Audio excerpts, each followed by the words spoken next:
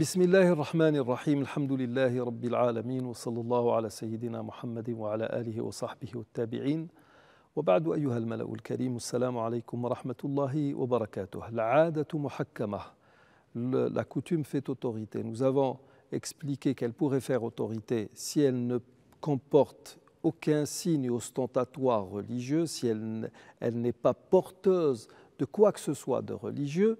Et nous avons donc parler de Yinaïr et du fait de célébrer son anniversaire, nous avons commencé à parler de Laylat al-Qadr. Nous avons pris l'habitude dans nos pays, dans le Maghreb et dans la majorité des pays musulmans, à célébrer Laylat al-Qadr la nuit du 27e jour.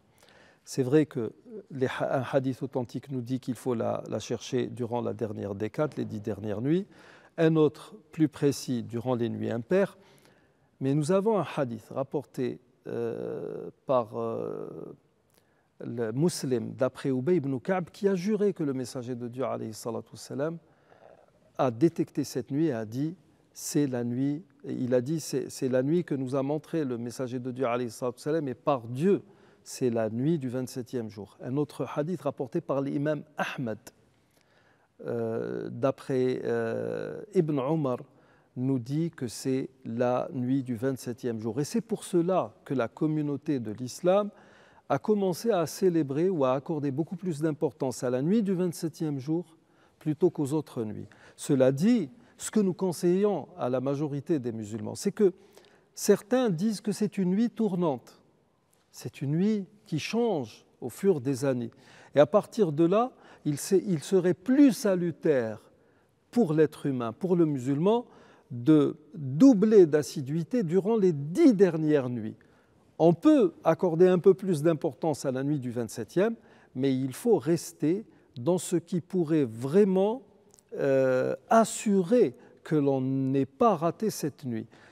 Cela dit, on n'a pas le droit, en vertu de cette règle qui dit l'adatu muhakkama, de taxer les gens d'innovateurs, mubtadi'a.